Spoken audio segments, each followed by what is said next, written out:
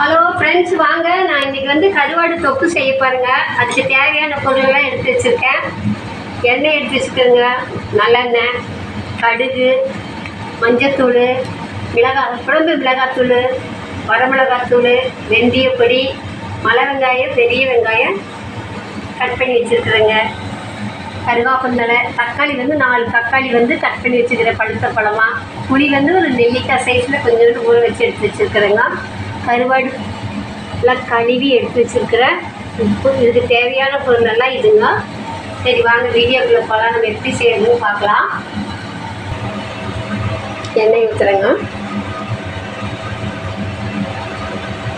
ஒரு 100 எண்ணெய்க்கு பக்கம் ஊற்றிருக்கிறேங்க.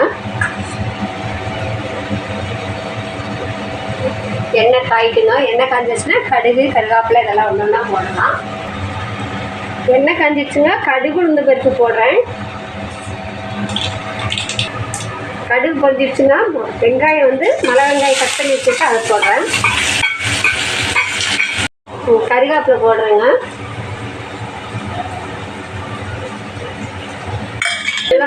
வெங்காயம் நல்லா பொன்னிறமாக நல்லா வணங்கிடுச்சுங்க. இது கூட வந்து தக்காளி போடுறேங்க.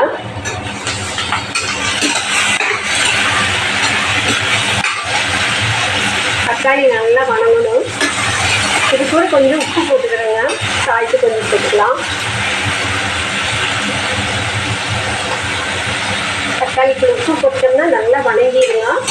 போட்டு இது நல்லா வணக்கணுங்க. தக்காளி பாருங்க நல்லா வணங்கி எண்ணெயெல்லாம் நல்லா பிரிஞ்சு வந்துடுச்சு. நீ இதில் வந்து மிளகாத்தூள், குழம்பு மிளகாத்தூள், மஞ்சத்தூள் இது எல்லாமே சேர்த்துக்கலாங்க. இதில் வந்து மிளகாத்தூள் போடுறேங்க.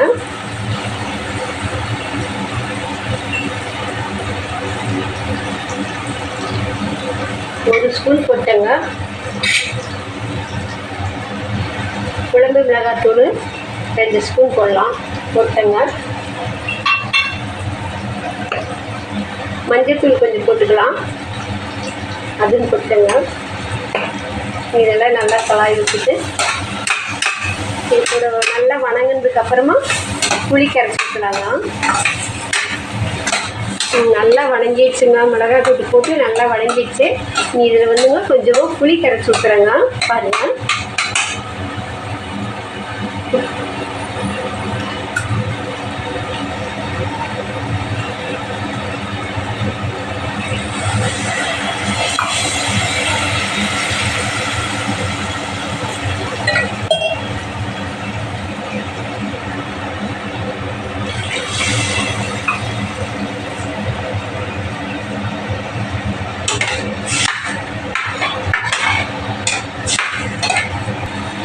பாருங்க, சுற்றி வர நல்லா எண்ணெய் பிரிஞ்சு வந்துச்சு. குழம்பு நல்லா கொதிச்சிடுச்சுங்க. நல்லா குழம்பு நல்லா ஆயிடுச்சு. சூப்பராக இருக்குது, பார்க்க ஆசையாக இருக்குது. இது கூட வந்துங்க 2 உப்பு பத்தலைங்க. கொஞ்சமாக உப்பு போடுறேன். கல்லுப்பு தாங்க போடுறேன். கொஞ்சம் உப்பு போட்டுட்டேன். இது கூட வந்து 1 ஸ்பூன் வந்து வெந்தயப்பொடி போடுறேன். பாருங்க, எண்ணெய் நல்லா பிரிஞ்சு வந்துடுச்சு. எவ்வளோதான் எங்கள் குழம்போட வேலை. இனி அடுத்தது வந்து கருவாடு போட்டு ஒரு 5 நிமிஷம் இருக்கணுங்க. கருவாடு போடுறேங்க. போட்டு கொஞ்ச நேரம் மூடி வைப்பேன்.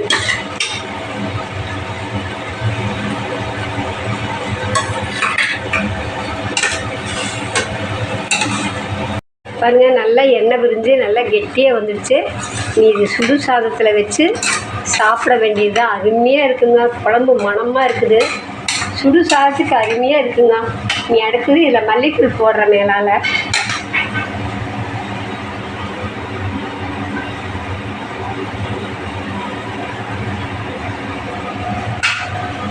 மல்லித்தழை போட்டாச்சுங்க. நீ இறக்கி வைக்கிறேன். அவ்வளோதாங்க, முடிஞ்சுது. இது நீங்களும் செஞ்சு சாப்பிட்டு பார்த்துட்டு எப்படிக்குன்னு கமெண்ட் பண்ணுங்கள், லைக் பண்ணுங்கள், ஷேர் பண்ணுங்கள், சப்ஸ்கிரைப் பண்ணுங்கள்.